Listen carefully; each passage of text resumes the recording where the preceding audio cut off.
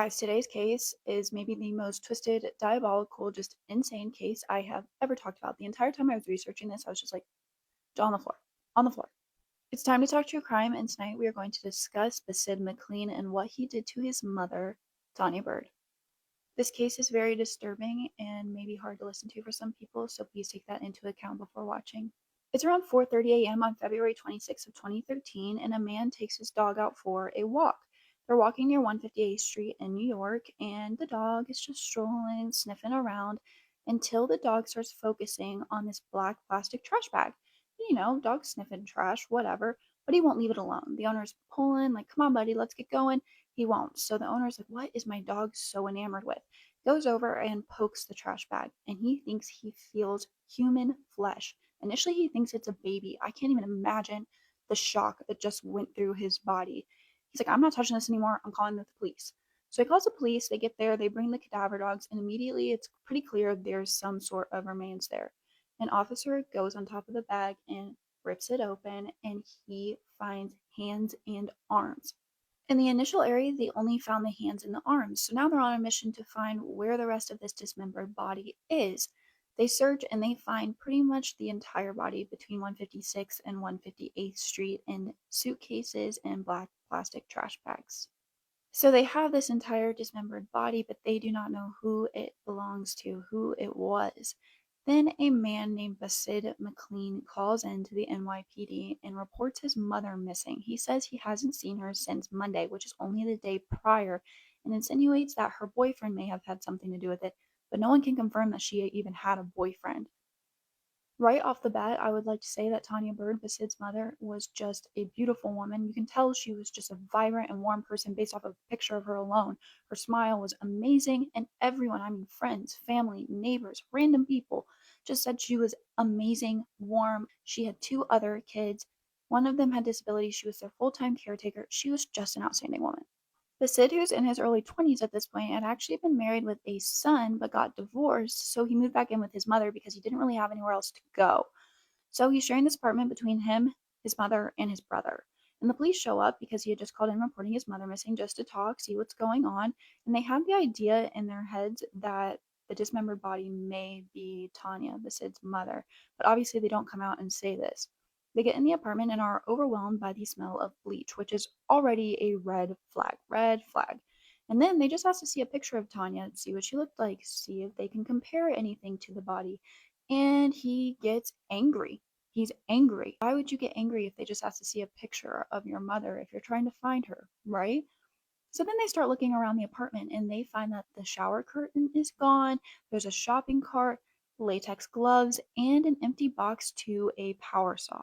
Obviously, all of this amounts to quite a bit of suspicion, so they take Basid in for questioning, and this is when they tell him that they believe the dismembered body is his mother, Tanya Bird.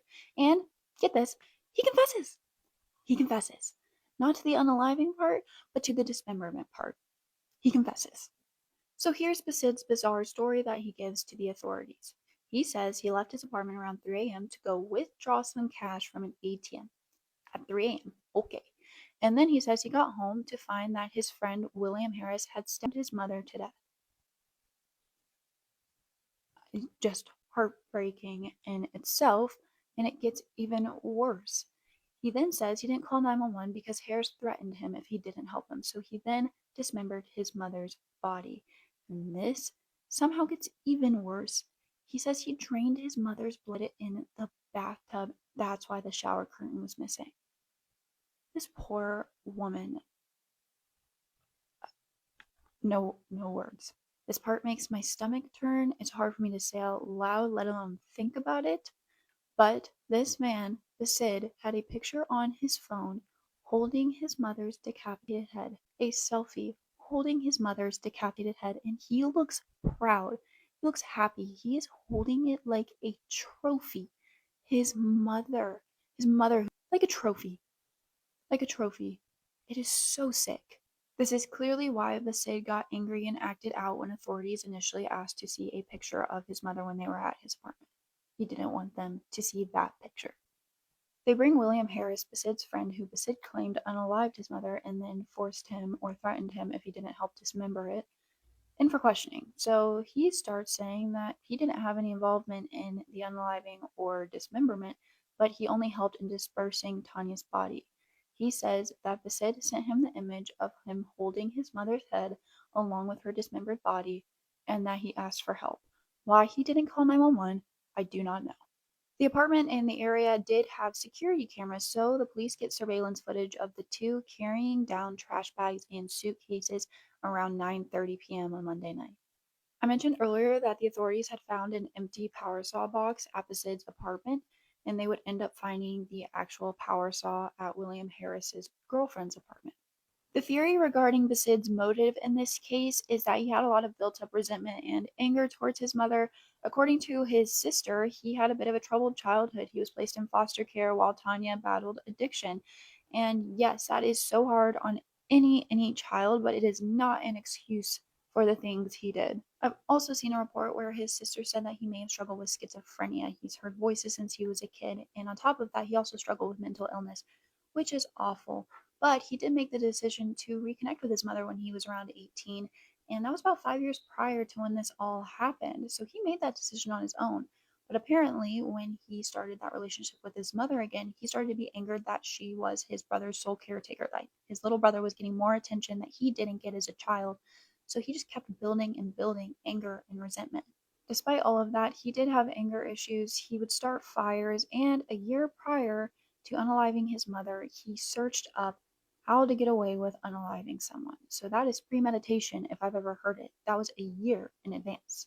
I will add that Basid also had prior run ins with the law. He did have a record. I'm not going to go into all of the specifics, but one of them included lunging at police officers. So there were some signs that there were issues here. Basid's first hearing would take place on February 28th of 2013, and on the way in, he would pee his pants. Yes, he peed his pants on the way into court. So he came in wearing a trash bag, and when he gets in there, he shows no remorse. He says he didn't do anything wrong, voices told him to do it, which is bizarre after committing one of the most insane crimes I've ever heard of. He was obviously denied bail, and he was charged most notably with second-degree unaliving and unlawful dissection of a human body, and William Harris was also charged with unlawful dissection. On November 4th of 2016, the jury would find Basid guilty after only an hour of deliberations, and I'm so glad that they did not go the route of not guilty by reason of insanity. Yes, mental illness is a very, very real thing, but the degree of cruelty in this case, I think, warrants what he got. He received 25 years to life, and he is eligible for parole in 2039, which is a pretty scary thought. As if this case wasn't already awful and heartbreaking enough, in 2017, Basid's ex would unalive their 4-year-old son in a rage. She attacked him with a broomstick and then put his little body in the bathroom. Her new man came home and discovered this, tried giving him CPR, and called authorities, but he would pass on later that day. CPS knew about this woman. There were prior reports for medical neglect, inadequate supervision, etc. They knew about her. She had other children. I believe she had 3 other children. The pure and utter heartbreak that these cruel, selfish people must have caused the rest of this family is evil. It is absolutely evil and unbelievable.